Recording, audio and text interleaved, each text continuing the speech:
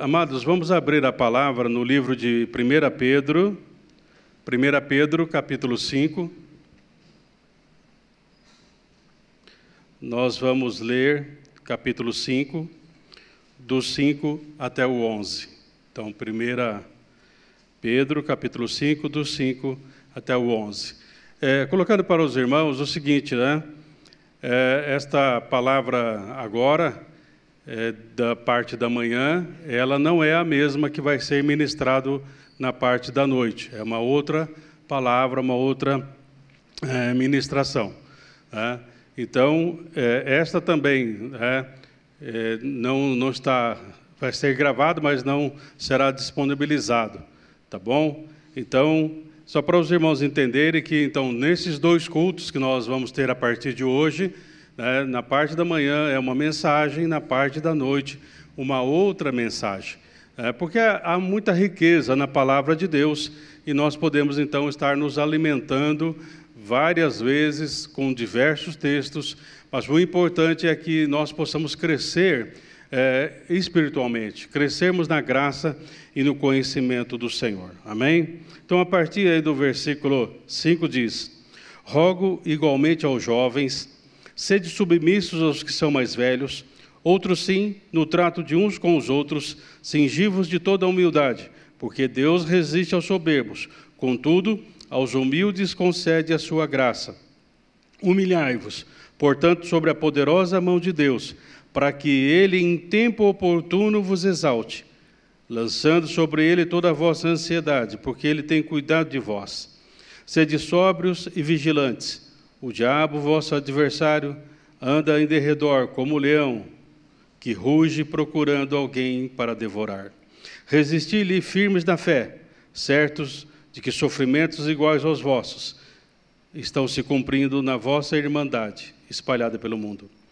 Ora, o Deus de toda a graça, que em Cristo vos chamou à sua eterna glória, depois de teres sofrido por um pouco, Ele mesmo vos há de aperfeiçoar, firmar, fortificar e fundamentar. A Ele seja o domínio pelos séculos dos séculos. Amém. Queridos, aqui o apóstolo Pedro, ele nos apresenta 4 situações. E nós chamamos esta palavra de como nós precisamos aprender a lidar com os desafios da mente e do coração. E nós vamos ver esses 4 desafios que são apresentados aqui e que precisamos aprender a lidar. Nós, no início do ano, começou essa chamada pandemia e nós tivemos que aprender a lidar com esta situação. Tanto os irmãos estão aqui com máscaras, os irmãos aqui com álcool gel, um certo distanciamento, enfim, nós tivemos e estamos aprendendo a lidar com essas situações. E não é diferente, porque o apóstolo Pedro ele fala assim, nós estamos enfrentando diariamente um vírus que é muito mais terrível do que o que nós chamamos aí da pandemia ou de Covid. O apóstolo Pedro está dizendo que nós precisamos aprender a lidar com essas coisas, porque essas coisas não só vão nos tirar a vida física, mas podem nos tirar a eternidade. Nós podemos ser separados eternamente de Deus. Então, assim como nós aprendemos a lidar com essa situação, estamos aprendendo a lidar, nós precisamos aprender a lidar com as coisas espirituais e tratar dos valores eternos que Deus sempre nos apresenta. A primeira coisa aqui que nós vemos, queridos, é que realmente o coração é enganoso. Jeremias já dizia isso, enganoso é o coração. Então, a primeira coisa que nós vemos aqui nesses versículos, queridos, quando no versículo 5 e 6, Pedro fala, rogo igualmente aos jovens, sede submissos aos que são mais velhos, outros sim, no trato uns com os outros, cingivos de toda a humildade. Então, nós temos que aprender, queridos, a lidar com a questão do orgulho. E aqui fala para nós nos cingirmos de toda a humildade. E a palavra aqui, queridos, cingir, no grego tem uma ideia de você colocar um avental para trabalhar. não é aqueles avental bonitinho para dizer que o meu avental é bonito. Não, é um avental até sujo, porque você está trabalhando, você está na lida, você está ali envolto realmente no trabalho, você não está ali para ser mais um, mas você está trabalhando. Então aqui fala para que nós nos cinjamos ou vistamos essa roupa da humildade. Não é só calçar as sandálias da humildade, mas o avental da humildade que nós precisamos ter para o trabalho do Senhor. Nós precisamos lidar, queridos, porque se não lidarmos com isso, diz a palavra, queridos, não é uma questão de apenas, para nós nos relacionarmos melhor, não é para uma convivência melhor. Não, perceba aqui, queridos, por que o Senhor diz que nós precisamos desenvolver a humildade. No versículo 5 ainda, Pedro fala, Deus resiste aos soberbos. Os soberbos aqui são orgulhosos. Então nós precisamos entender, queridos, que a questão do orgulho é uma coisa que afeta a nossa espiritualidade, afeta o nosso relacionamento com Deus. Isso desde a origem, do nosso inimigo, Lúcifer. Ele queria ser maior, melhor. A arrogância foi tomando conta do seu coração, o orgulho foi tomando conta do seu coração. Isso foi lá no Jardim do Éden, com o primeiro casal, quando eles falam, não, vamos comer disso, nós vamos ter os olhos abertos, nós poderemos fazer, enfim, tantas coisas. Cuidado com essa questão do orgulho. Por isso, a questão é uma questão espiritual. Eu quero frisar bem isso, queridos. Não é apenas uma questão de relacionamento. E esta palavra cingir aqui, queridos, ela tem a mesma ideia que nós encontramos no Evangelho de João, capítulo 13, verso 4, quando Jesus, ele cinge, ele põe uma roupa ali, ele amarra um pano ali e começa a lavar os pés dos discípulos. Ou seja, queridos, o discipulado começa realmente com uma liderança servidora. Começa com uma liderança capaz de lavar os pés uns dos outros. Não numa encenação. Porque quando Jesus fala para os discípulos, olha, assim como eu fiz, vocês façam também. A expressão grega ali não é dizer assim, olha, faça uma representação do que eu fiz. Ele está dizendo, não, com a mesma intenção que eu estou fazendo aqui, façam vocês também. Com a mesma intenção. Porque eu posso lavar o pé aqui de qualquer um. Mas interiormente pode dizer assim, meu Deus, pezinho feio, hein? Não, de vocês são bonitos, né? Estou falando do meu mesmo. Eu posso estar lavando o pé de alguém e falar assim, meu Deus, nunca vi tanto chulé junto.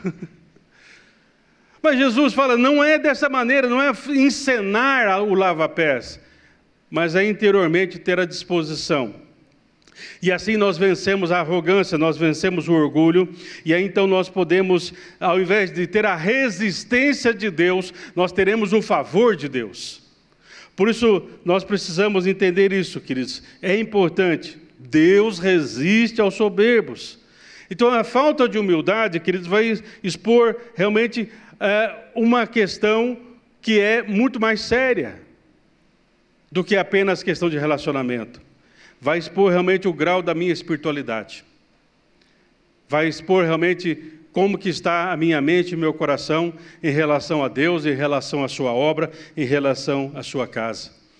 Sabe, queridos, o apóstolo Paulo, mesmo depois de passar muito tempo da sua conversão, e ele fala isso no capítulo 12 de 2 Coríntios, versículo 7, ele diz assim, e para que eu não fosse orgulhoso demais, por causa das coisas maravilhosas que eu vi, eu recebi uma doença dolorosa. Isso é na tradução linguagem de hoje, que fala o espinho na carne. A tradução linguagem de hoje fala uma doença dolorosa. Ou seja, mas Paulo entendeu, queridos, por que Deus colocou isso na vida dele? Porque ele fala assim, olha, eu tive tanta revelação, tive tanta visão de Deus, eu comecei a ficar orgulhoso. E Deus então manda o espinho na carne. E aí eu aprendo que tudo que eu tenho, tudo que eu sou, é pela graça de Deus. Nada é de mim mesmo. Eu sou inteiramente dependente de Deus. Então a questão da humildade, queridos, está aqui. Como que nós respondemos a Deus primeiramente. E depois como nós respondemos uns aos outros.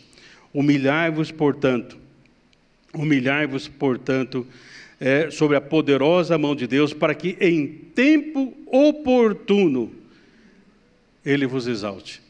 Não é no seu tempo, não é no meu tempo, mas no tempo de Deus, você e eu, nós como igreja, seremos exaltados.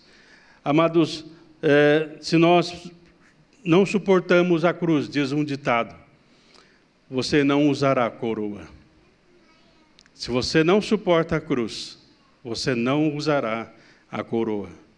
Mas nós não estamos no controle, Deus é o Senhor, nós cantamos isso, Deus é o soberano, e nós é que temos que nos curvar diante dEle com humildade, reconhecendo a nossa total dependência dEle. Então, a primeira coisa, queridos, lidando com o orgulho, temos que lidar. Segunda coisa, queridos, que nós vemos aqui, que Pedro fala, nós precisamos aprender a lidar, no versículo 7, lançando sobre Ele toda a vossa ansiedade, porque Ele tem cuidado de vós. Aqui, amados, a ideia do lançar sobre Ele a nossa ansiedade. Quem é esse Ele? É sobre Jesus, sobre Deus, sobre o Senhor, sobre a Trindade excelsa. Lance sobre Ele.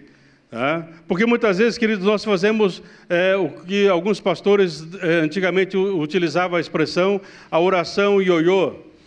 O ioiô é aquele brinquedinho, né, que tem um barbante, e aí então você joga ele para baixo, mas você puxa novamente o barbante e aquele brinquedo vem para a sua mão. Ele diz que muitas vezes, né, esse autor, que muitas vezes a nossa oração é assim, nós colocamos nas mãos de Deus e depois nós tomamos de novo das mãos de Deus. Nós tentamos fazer do nosso jeito, queremos fazer do nosso jeito. Então aqui a palavra, queridos, é a mesma coisa, você está numa corrida com bastão, né? E aí, então, o que você faz? Você corre o máximo que você pode, mas chega um momento que você não consegue mais, você não tem mais aquela velocidade, você não tem mais aquela capacidade, então você passa o bastão para alguém que vai correr muito mais do que você. Ele está descansado e ele pode correr e chegar no objetivo muito mais facilmente do que você. Mas eu preciso passar o bastão para o outro. Então, eu preciso passar e lançar sobre o Senhor realmente a minha ansiedade, queridos. E a ansiedade é um mal do século. Perceba que, queridos, quando Pedro escreveu sobre isso, já existia ansiedade, porque o coração do ser humano é ansioso. Mas aqui ele fala assim, lance sobre ele. E aí ele diz assim, por que eu tenho que lançar? Porque eu tenho que ter a confiança de que Ele cuida de mim. Porque Ele tem cuidado de vós. Mas será que nós podemos dizer assim, não, é mentira essa palavra, Deus não tem cuidado? Se Deus tem cuidado, queridos, então por que eu estou ansioso? Por que eu vivo ansioso? A palavra diz, não fiqueis ansiosos. A ansiedade pode até vir, queridos, em alguns momentos vem a ansiedade. Mas eu não fico ansioso porque eu passo o bastão para Jesus. E é assim que nós precisamos aprender a lidar, queridos, principalmente nesses dias estressantes. Nesses dias em que a mentira parece ser a maior verdade que nós temos. A mentira é a maior verdade que nós temos nesses dias. E é onde você não sabe mais o que é certo e o que é errado, segundo os princípios deste mundo. Mas então nós nos voltamos para a palavra, que Jesus é o caminho, a verdade e a vida. Nós nos entregamos a Ele. Então, queridos, aprender a lidar com a questão da ansiedade.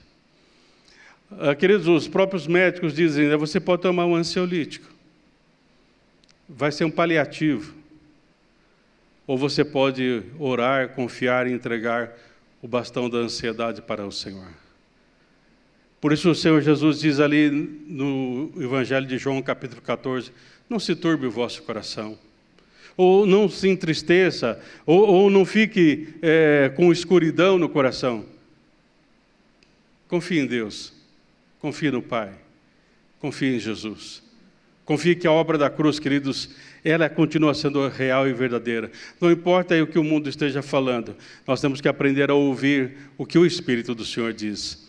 Por isso, quando nós lemos as cartas do Apocalipse, queridos, todas elas terminam dizendo, quem tem ouvidos, ouça o que o Espírito diz à igreja. Vamos aprender a ouvir atentamente o Espírito do Senhor.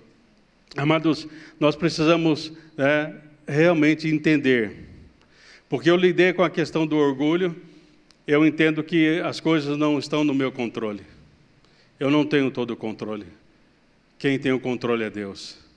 Eu não posso, mas Deus pode. Queridos, quando eu e a Claudete, nós fizemos um curso chamado Celebrando a Recuperação, um curso muito excelente, mas ele trabalha com os 12 passos dos alcoólicos anônimos. E o primeiro passo, queridos, desse grupo dos alcoólicos anônimos, ele na reunião, a primeira coisa, ele diz assim: meu nome é Silvio e eu tenho problema com o alcoolismo. Meu nome é Silvio e eu tenho problema nessa área. Ou seja, quando nós nos humilhamos, Deus nos exalta. Quando eu digo, Senhor, eu não posso, mas eu sei que a Tua graça me basta. A Tua graça é melhor do que a vida. Queridos, no capítulo 4 de Filipenses, um texto também conhecido, o Paulo fala, capítulo 4, versículo 6. Na Bíblia, linguagem viva, diz assim: não se aflijam com nada. Ao invés disso, orem a respeito de tudo. Contem a Deus as necessidades de vocês e não se esqueçam de agradecer-lhe suas respostas. Eu gosto dessa tradução da Bíblia Viva, que fala assim: não se aflijam com nada, mas orem por tudo.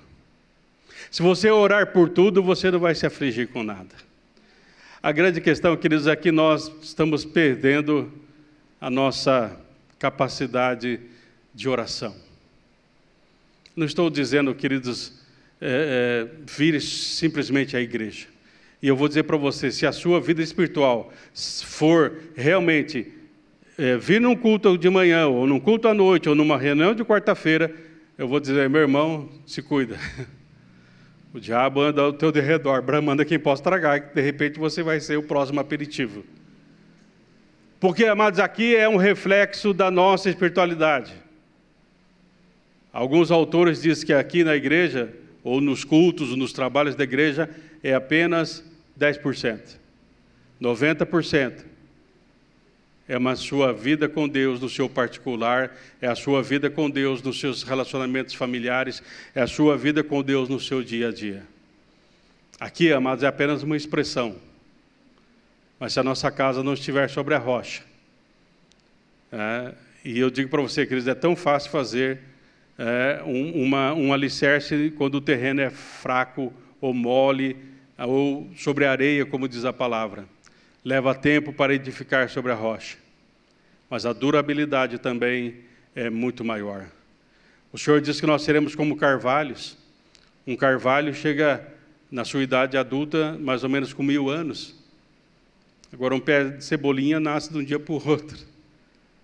A pergunta é, você quer ser um pé de cebolinha ou você quer ser um carvalho de justiça? Isso leva tempo. Oração, leitura da palavra, enfim, nós precisamos disso. E a terceira coisa, queridos, que Pedro fala aqui que nós precisamos aprender, queridos, é lidar com o inimigo. Eu sei que algumas pessoas falam, não fala de coisa ruim que aparece, né? Bate na madeira. Mas, queridos, aqui diz assim, sede sóbrios e vigilantes. O diabo, vosso adversário, anda em derredor como o leão que ruge, procurando alguém para devorar. Queridos, o inimigo ele é tão sutil, ele tem nos realmente tentado de diversas maneiras, e muitas vezes, queridos, nós somos desafiados a não acreditar na singeleza, na simplicidade da palavra de Deus. Não é bem assim, vamos ver outra versão. Até um pastor, há um tempo atrás, diz assim, tem a Bíblia do empresário, tem a Bíblia do jovem, tem a Bíblia da menina, tem a Bíblia do menino. E qual que é a sua Bíblia? Com o que você está lendo? Não é Bíblia disso, é a sua Bíblia. Como que você lê a Bíblia? Você investe tempo realmente na leitura da palavra de Deus? Há um autor, queridos, que diz assim, se você tem poder, você não vai conseguir manter. Se não tem, não conseguirá obter, sem um estudo sério e sistemático da palavra de Deus. Queridos, eu fico pensando o nosso comprometimento realmente com a palavra. Por que eu estou falando isso no lidar com o diabo? quando nós vemos Jesus sendo tentado, e é interessante, queridos, Jesus estava cheio do Espírito Santo, e ele foi levado ao deserto para ser tentado pelo diabo. Ou seja, ser cheio do Espírito Santo não nos isenta da luta, da dificuldade. Quem sabe até cheio do Espírito Santo nós vamos ter muito mais lutas. Mas o Espírito vai nos trazer a palavra, e a palavra do Senhor liberta. A palavra do Senhor cura, a palavra do Senhor realmente nos restaura. O inimigo está procurando alguém para que ele possa arruinar a vida. E Pedro, quando fala sobre isso, quer dizer, ele está dizendo, talvez da sua própria experiência, fala assim, olha, cuidado, eu tive um momento que eu tive uma revelação, eu falei, Jesus, tu és o Cristo, o Filho de Deus e tal. Num outro momento eu falei, Jesus, não faz isso, não, a senhora vai morrer, não vamos deixar e tal. E Jesus fala para mim, Pedro, o inimigo soprou no seu ouvido agora. Essa palavra não é de Deus. Ou seja, Pedro sabe do que ele está falando, que o inimigo anda ao derredor, buscando a quem possa tragar. Quem sabe, quando ele estava falando aqui, ele lembrou um momento que o inimigo soprou no seu ouvido e ele acabou traindo Jesus e acabou negando Jesus. Mais do que uma guerra invisível, queridos, contra um vírus, nós vivemos uma guerra espiritual. Há muitos anos atrás se falou de batalha espiritual, guerra espiritual, né? Mas parece que era um modismo e agora não se fala mais isso, mas isso continua, queridos. Né? Não é todo dia, se nós estamos numa guerra, queridos, em alguns momentos vai ter batalha. A guerra, ela tem uma duração muito grande. Por exemplo, se você pegar a história, a Guerra dos 100 anos, não é que teve uma guerra que durou 100 anos. Né? Ou seja, teve batalhas, dali 10 dias, 15 dias, passava um mês, passava 3 meses, 4 meses, tinha as batalhas. Queridos, talvez você não tenha uma batalha hoje, mas se prepare, a batalha chegará.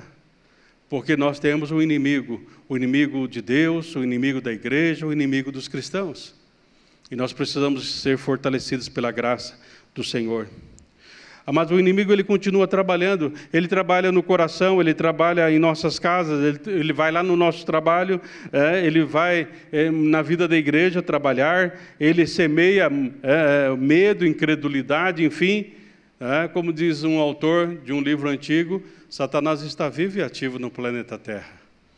Mas também Deus está, o Espírito Santo está. Deus está vivo e ativo para abençoar a sua vida, a sua família, a igreja dele. Sede sóbrios, diz a palavra, queridos. Ou seja, não se deixe embriagar. Né? Hoje nós temos teologia no Facebook, hoje nós temos teologia no Instagram. Vai para a teologia da Bíblia, queridos, vai para a teologia da palavra de Deus. Porque muitas vezes que nós vamos pegando pensamentos alheios aí, e nós não sabemos a origem. Num livro cristão, querido, só para você ter uma ideia do que eu estou colocando, num livro cristão, o autor faz menção de um autor famoso, um autor russo, e ele coloca aquele ali como exemplo. Mas eu já tinha, sabe quando você lê uma coisa e fala assim, eu já vi isso aqui, não me é estranho esse nome, depois eu posso passar para você. E aquele livro cristão, colocando como referência aquele livro. Eu falei, mas espera um pouco. Aí fui lembrar. Primeiro, o cidadão, que é o exemplo citado aqui, ele era uma pessoa promíscua. Ele tinha uma vida promíscua. Ele acabou tendo caso com a própria cunhada. Ele abandonou os filhos. Ele queria internar a esposa dele para se livrar da esposa no manicômio. O médico falou, ela não tem nada, como que eu vou internar? Ou seja, mas ele queria, porque naquela época, é interessante, né? A pessoa fala, o que vão dizer se eu me divorciar, né? E fazer um monte de coisa errada. Eu falei assim, espera um pouco, esse aqui é o exemplo que estão me dando? Para eu seguir esse exemplo? Dessa pessoa? Então, queridos, cuidado. Porque não é porque é cristão, né? É de Deus, porque leva o nome ali. Só para vocês terem ideia, eu posso depois trazer isso, mas o pastor Miguel Piper, há muitos anos, ele faleceu agora, mas há muitos anos na comunidade em Curitiba. Um livro que ficou, foi muito vendido. E aí, então, ele começou a questionar, vários pastores questionaram, mas a gente não era ouvido, porque é o medalhão aí que trouxe o livro para o Brasil. Miguel Piper, queridos, numa das viagens dele aos Estados Unidos, ele é americano, ele estava nos Estados Unidos, ele foi ver e achou o livro numa banca de revista. E o livro é psicografado. E foi vendido como água no meio cristão. Queridos, nós precisamos, o diabo, ele não vai apresentar como diz os antigos, vai vir vermelhinho com tridente. Cuidado, as astutas ciladas. Por isso eu preciso estar sóbrio. Mantenha-se alerta, cuide uns dos outros, todos estão cientes do seu papel que deve desempenhar. Nossas armas precisam estar prontas, porque nós somos o exército de Deus, queridos. E muitas vezes, queridos, uma das grandes batalhas, e alguns autores que descrevem as guerras, diz que o pior tipo de guerra é a guerra da trincheira. Porque você fica entrincheirado e você não sabe o que vai acontecer. E nós somos uma guerra de trincheira, queridos. Porque a qualquer momento pode vir uma bomba, a qualquer momento pode vir um ataque, mas nós precisamos estar preparados. Por isso aqui, queridos, eu tenho que lidar com orgulho, eu tenho que lidar com ansiedade, eu tenho que lidar com o inimigo. Em 1 João, capítulo 4, verso 4, João nos deixa tranquilos sobre essa situação. Pedro nos apresenta a luta contra o inimigo, mas em 1 João 4,4 diz: filhinhos, sois de Deus, e já os tendes vencido, porque maior é o que está em vós do que o que está no mundo. Então, João fala assim, se você permanecer com o Senhor, fique tranquilo, porque Ele luta por nós, Ele batalha por nós. E o último lidar que temos que aprender, queridos, está aí no versículo 9. Resistir firmes na fé, certos de que os sofrimentos iguais aos vossos estão se cumprindo na vossa irmandade inteira. Queridos, aprender a lidar com o sofrimento. Pedro, ele afirma que depois que o cristão, ele experimenta esse sofrimento e atravessa, vamos dizer assim, esse momento de sofrimento pela fé de Deus, vai acontecer 4 coisas. Ou seja, eu posso escolher sofrer por sofrer, ou eu posso escolher sofrer e aprender. Pedro diz assim, que a primeira coisa, diz aqui a palavra, que depois de nós passarmos pelo sofrimento, no versículo 10, a primeira coisa diz aqui, o Senhor vai nos aperfeiçoar. Ou seja, queridos, quando nós lidamos com a questão do sofrimento, mas nós lidamos com fé, nós lidamos com confiança no Senhor, nós passamos o bastão da ansiedade para Ele, nós não falamos, Senhor, eu já lidei com a arrogância, com o orgulho, eu sei que de mim mesmo eu não posso, então eu vou entregar, Senhor, porque eu não posso com o inimigo, mas o Senhor que vive em mim pode enfrentar o inimigo. E aqui diz, depois disso, o Senhor vai aperfeiçoar. Ou seja, Deus vai restaurar, Deus vai prover aquilo que falta. Um autor diz aqui, querido, se o sofrimento permitido por Deus é aceito com humildade e amor, pode prover à pessoa o que lhe está faltando em seu caráter. Pode corrigir a fraqueza, outorgar uma grandeza que agora não existe. Por isso o salmista, queridos, no Salmo 119, versículo 67, ele fala assim, antes de ser afligido, eu andava errado, mas agora eu guardo a tua palavra. Comece a guardar, queridos, a palavra antes de sofrer. Comece a guardar já a palavra. Quando vier o sofrimento, não, Senhor, já está guardadinho aqui, amém. Passa para outro. A outra coisa aqui, queridos, que diz que depois, se nós aprendemos a lidar com a questão do sofrimento de acordo com Deus, além de aperfeiçoar, diz aqui que o Senhor vai firmar. Ou seja, queridos, Ele vai tornar a nossa vida sólida. sobre a rocha, nós estaremos edificando sobre a rocha. A palavra aqui, firmar, queridos, é sólido como um granito. Ou seja, queridos, realmente algo que passa a ser resistente às intempéries da vida. Ou o sofrimento, queridos, pode produzir no nosso coração o desespero, ou nos fazer surgir realmente com um sólido caráter e uma fé renovada. Jó também, queridos, diz no capítulo 42, verso 5, um texto bem conhecido, quando ele diz: somente agora eu conheço o Senhor de verdade, antes eu só o conhecia de ouvir falar. Amados, também o Senhor diz aqui, que nós seremos firmados, fortificados. Aqui a palavra que vai encher de força, fortificar. A palavra grega aqui dá a ideia encher você de força. Não é fortificar da ideia de um forte, fazer alguma coisa. Não, você vai ter a capacidade. O que o mundo fala hoje é resiliência. Aqui a palavra fala fortificará. O Senhor te encherá de força, vai te encher de poder. Sabe, queridos, alguém disse o seguinte: ninguém conhece realmente o que é fé até ser provado na fornalha da aflição.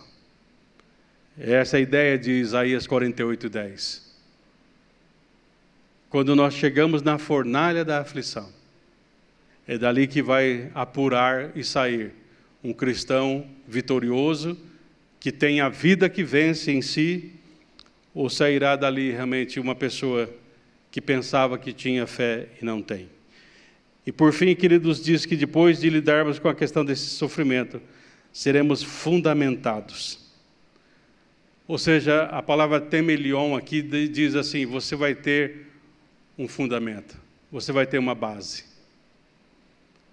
Porque outras batalhas virão. Mas você fala assim: o mesmo Deus de ontem é o Deus de hoje e será de eternamente. A mesma fé que eu tinha, eu preciso ter, porque Deus não muda. Talvez os meus sentimentos mudaram em relação a isso, mas Deus continua sendo Deus. Alguém escreveu assim, queridos: quando a vida desaba é quando descobrimos o que eram coisas decorativas e quais eram as essenciais. Quando a vida desaba é que nós aprendemos o que é decorativo na nossa vida. Porque muitas vezes que nós corremos atrás daquilo que é decorativo, esquecemos daquilo que é essencial. Não literalmente, mas o Senhor diz assim: se a tua mão, te faz pecar, tal, corta. Se o teu olho, te faz pecar, arranca.